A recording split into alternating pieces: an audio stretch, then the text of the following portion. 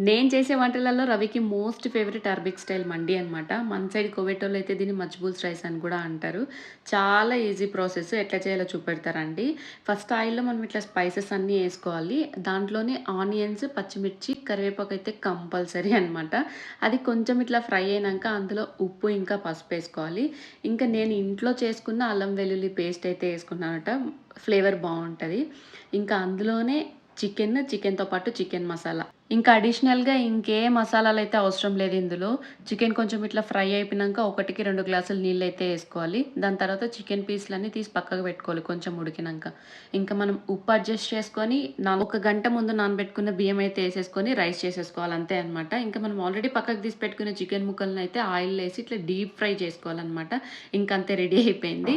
ఇందులో ఇప్పుడు మనం ఫ్రైడ్ ఆనియన్స్, కాజూస్ ముందే ఫ్రై చేసుకున్న చికెన్ అయితే ఇట్లా పైన పెట్టుకోవాలనమాట. దీనికి బెస్ట్ కాంబినేషన్ ఏందిరా అంటే పచ్చికారం. ఇది నేను చూపెయడం మర్చిపోయినా. నెక్స్ట్ వీడియోలో ఇంకెప్పుడన్నా చేస్తే ఖచ్చితంగా చూపెడతాను. ఇంక ఈ సండే మీ అందరూ కూడా ట్రై చేయండి. వీడియో నచ్చితే డూ ఫాలో ఫర్ మోర్ కదా! బాయ్.